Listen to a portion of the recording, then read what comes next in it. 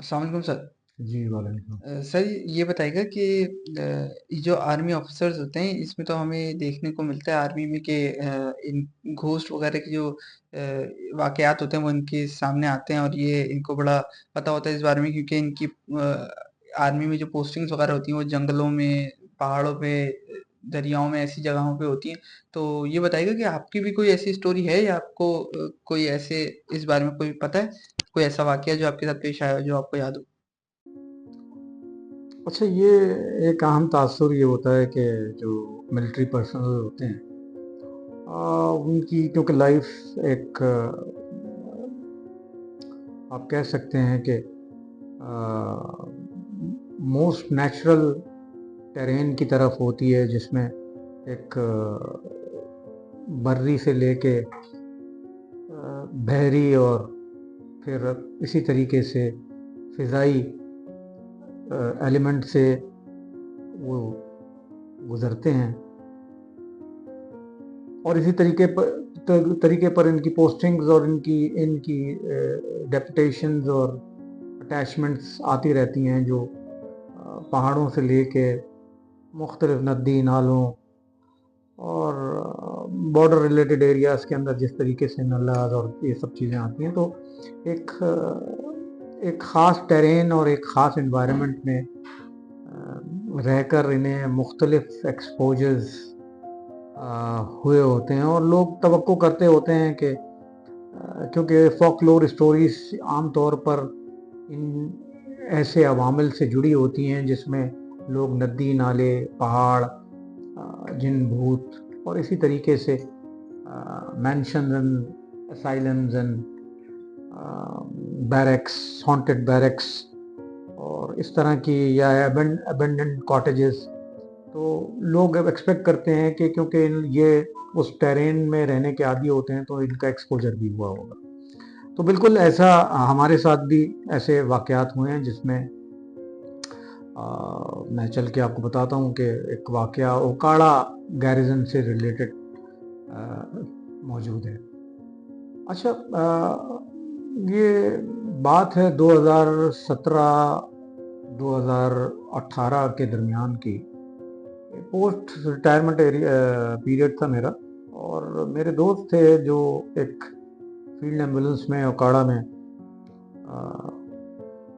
Commanding officer थे।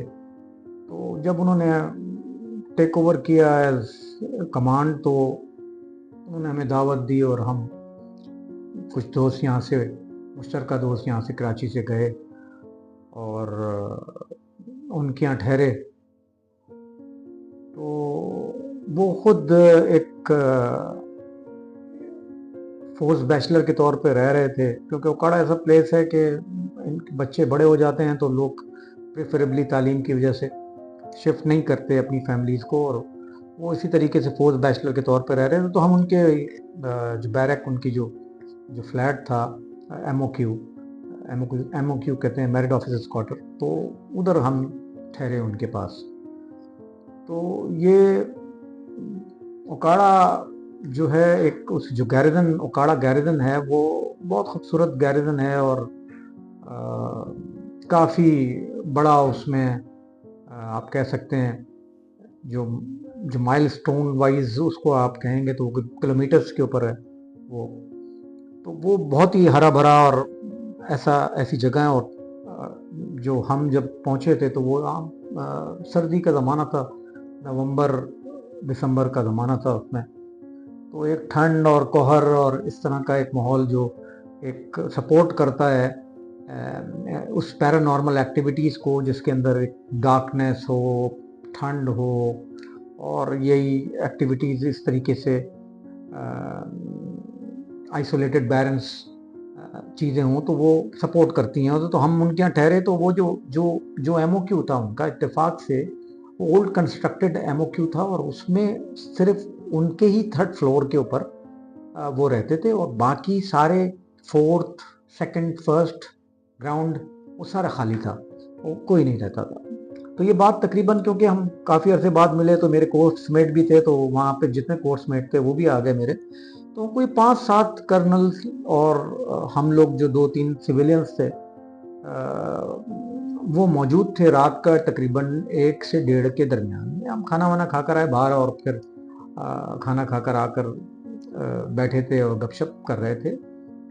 तो रात के तकरीबन 1:30 बजे के वक्त हमारी गपशप में ज़रा आवाज़ें थोड़ी सी ऊंची हुई, क्योंकि वहाँ कोई था ही नहीं, उस पूरी बिल्डिंग के अंदर हम ही लोग थे, और हंसी ज़्यादा हुई। तो तकरीबन 1:30 बजे 1:25 के दरमियान, 1:25 से 1:30 बजे के दरमियान दरवाजे पे बड़ी ज़ोर से, यानी हम लोग टहका मार रहे थे और उसके फौरन टहके के साथ ही दरवाजे पर तकरीबन 5 से 7 मरतबा किसी ने धड़ धड़ धड़ धड़ धड़ धड़ दरवाजे को बाकायदा। वो तो हम एकदम से खामोश हो गए और एक दूसरे को देखने लगे कि ये एक्सपेक्टेशन नहीं थी कि किसी एमओक्यू के अंदर एक कमांड की पोजीशन पे जो बंदा हो उस जगह के ऊपर वहाँ कोई इतना मिसबिहेविंग अंदाज में जो है दरवाजे को हिट करे, पॉसिबिलिटी नहीं थी।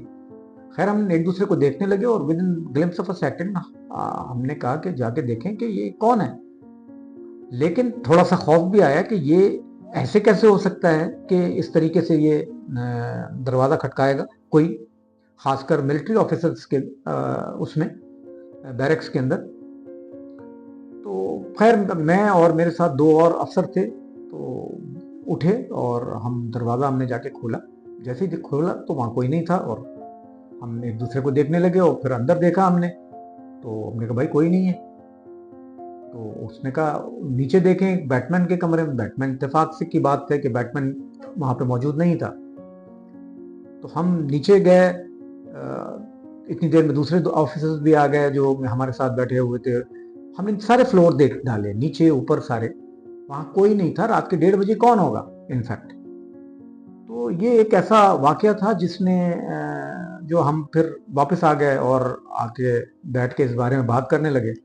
और खैर फिर वो तकरीब बर्खास्त हो गई और ये लोग चले गए, दोस्त यार, और 4 आदमी 5 आदमी जो कराची से आए हुए थे और इनके यहाँ। तो फिर मैं अपने मतलब काफ़ी खौफ आ रहा था मुझे, इतना खौफ आया था कि मुझे याद है कि वो मैं रात को पानी पीता हूँ उठकर, तो मैंने पहले ही पानी कमरे में रख लिया था कि मैं किचन में नहीं जाऊँगा और मैं जो पानी अपने कमरे में ही उसको रख लिया था।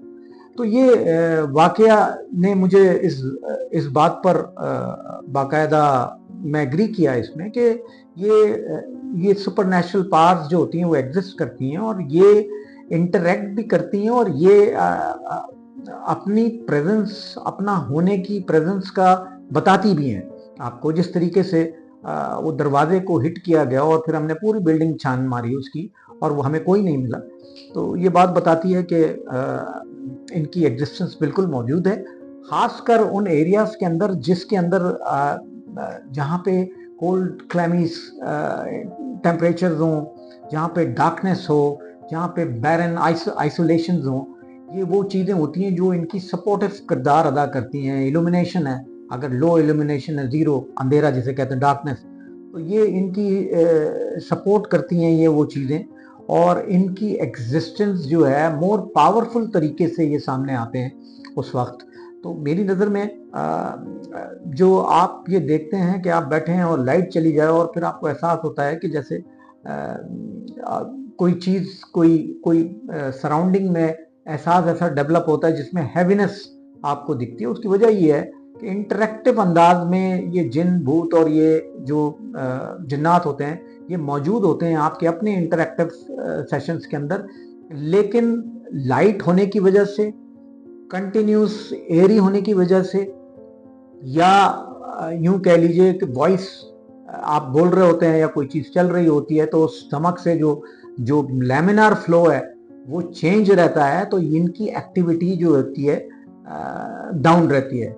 लेकिन द मोमेंट एरिया, अगर पंखा बंद हो जाए, लाइट बंद हो जाए और लोग बोले ना, तो आप देखेंगे कि वो खामोशी जो है हावी होने लगी, क्योंकि इनका साया जो है बढ़ने लगता है।